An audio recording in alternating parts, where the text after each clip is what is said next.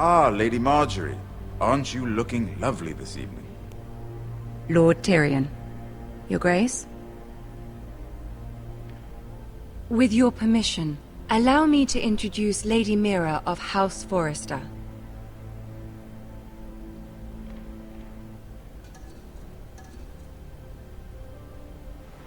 Your Grace. The girl knows her courtesies. Impressive. You may rise. House Forrester is a northern house loyal to the king. Are they? I beg your pardon, Your Grace. I wasn't talking to you. I want to hear from the girl. Is your family loyal to the king? Perhaps you should ask the new Lord Forrester. He's not here, is he? She is. Yes, Your Grace. To the one true king. The one true king. Yet she didn't say which. The girl is clever. She only meant... I don't care what she meant. I care what she said. I won't stand for impertinence from a girl of the North. If you would give her the chance to explain... Perhaps she can explain why the Forresters have been loyal bannermen to House Stark for centuries. A house of traitors.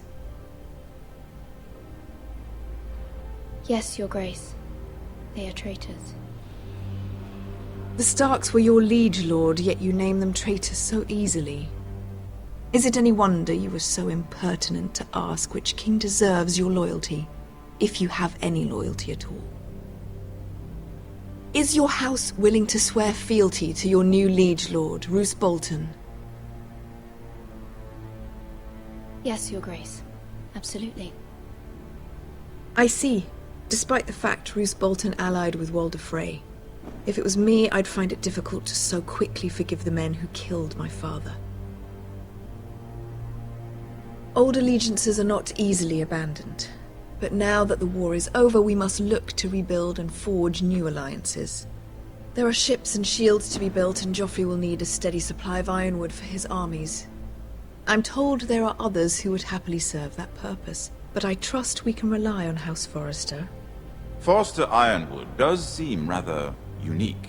To our mutual benefit, Your Grace. And at the pleasure of your king. It would be a shame to see it fall into the hands of another house. I imagine you'd do almost anything to prevent that from happening, wouldn't you? Ask any Lannister, and they'd do whatever was necessary to save Casterly Rock. It would be unfortunate to see another house lay claim to what's yours. I won't dishonor myself, Your Grace. I see. What would you have the girl do, Cersei? It's not as if she fought beside the Starks, wielding a battle axe for the Northern Army. It raises an interesting question, I suppose. Can we truly blame those who end up on the wrong side of the wall?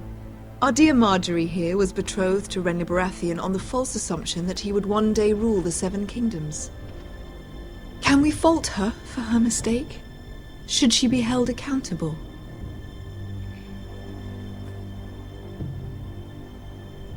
I'm sure she regrets it.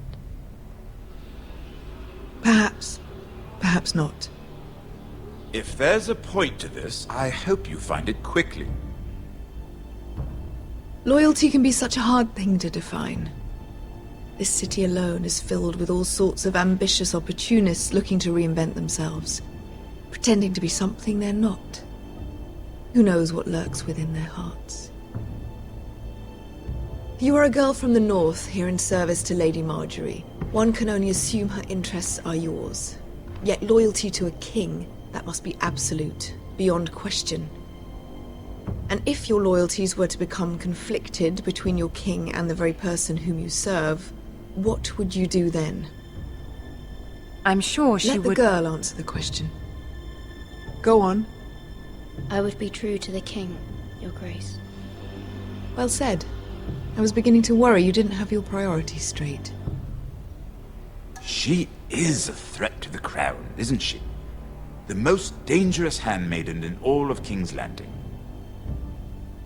My sense is this girl will say almost anything to get what she wants. Which is not very encouraging. I'd like a word with you, if I may. Of course, Your Grace.